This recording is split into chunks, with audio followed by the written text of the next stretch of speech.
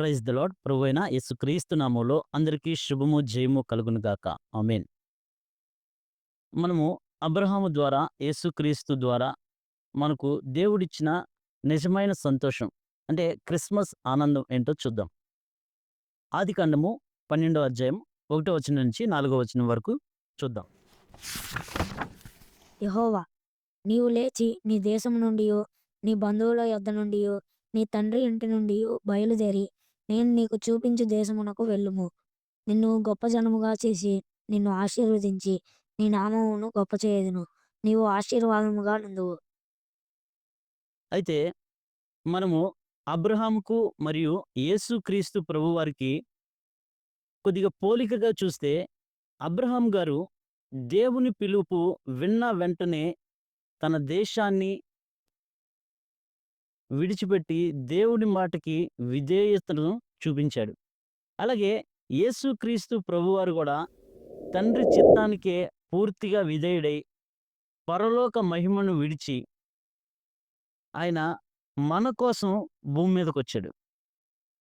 ఇది మన జీవితాల్లో ఆయన ప్రేమను నింపడానికి, ఆయన సంతోషాన్ని, సమాధానాన్ని నింపడానికి యేసుక్రీస్తు ప్రభువారు మన కోసం వచ్చారు. అయితే అబ్రహాముకు ఏమని దేవుడు దీవించాడు? ఏమని పిలిచాడు? నిన్ను, నీ దేశాన్ని విడిచిపెట్టి నువ్వు నేను చూపించిన ఆ దేశానికి వస్తే నేను నిన్ను ఆశీర్వదిస్తాను. నిన్ను అనేక జనములకు తండ్రిగా చేస్తాను అని చెప్పి దేవుడు పిలిచారు. అయితే అబ్రాము అంటే తండ్రి, అబ్రహాము అంటే అనేకులకు తండ్రి. కానీ అప్పటికి అబ్రహాముకి పిల్లలు పుట్టడం కూడా లేట్ అయింది. అయితే నమ్మాడు, దేవుణ్ణి నమ్మాడు. నమ్మాడు కాబట్టి పిలిచి వచ్చాడు. కానీ మధ్యలో కొంత ఒడిదుడుకులు, పరిస్థితులు, ఆర్థిక పరిస్థితులు, కరువు అటువంటి సంభవాల్లో మరలా లోకం వైపు చూచాడు. చూచినప్పటికీ మరలా వెనక్కి దేవుని దగ్గరికే వచ్చాడు. అంటే ఇది ఏం సూచిస్తుందంటే, మనం ఎక్కడ తిరిగినా, ఏ పనిలో ఉన్నా మనం తిరిగి రావాల్సింది దేవుని మార్గంలోకే. దేవుని చిత్తానికే రావాలి. ఇద్దరు అబ్రహాము, యేసుక్రీస్తు ప్రభువారు ఇద్దరూ పిలుపుకి సంపూర్ణంగా సమర్పించుకున్నారు. ఇద్దరూ విధేయత చూపించారు. అలాగే ఫిలిప్పీయులకు రాసిన పత్రిక 2వ అధ్యాయము 6వ వచనం నుంచి 8వ వచనం వరకు చూద్దాం.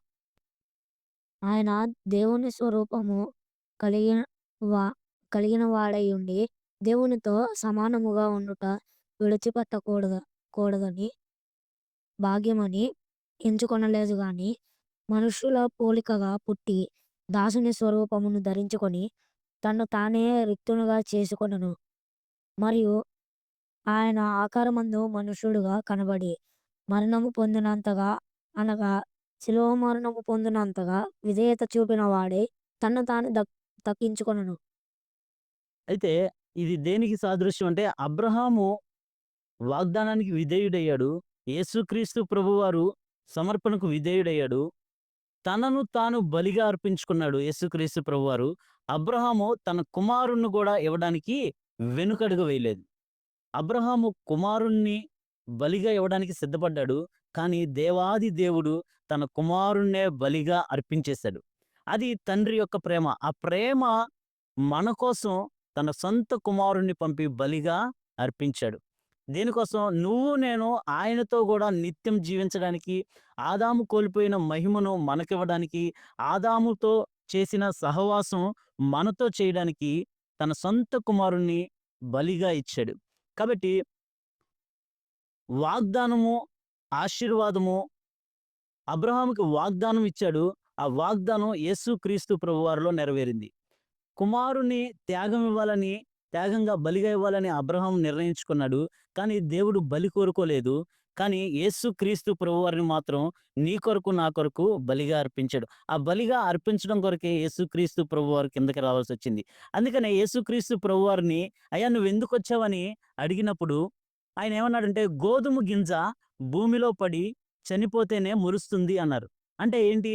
గోధుమ గింజ భూమిలో చనిపోతే అది మొలకెత్తుతుంది అన్నారు. అంటే యేసుక్రీస్తు ప్రభువారు వచ్చింది దేనికి? ఆయన గోధుమ గింజ చనిపోద్ది. అంటే నేను చావడానికే వచ్చాను. అంటే మీ కొరకు, నా కొరకు నేను మీ కొరకు నా కొరకు యేసుక్రీస్తు ప్రభువారు చావడానికి వచ్చారు. ఆయన పుట్టుక రహస్యం ఏంటంటే ఆయన మన కొరకు చనిపోయి వచ్చారు. అది క్రిస్మస్. మన కొరకు త్యాగం చేశారు.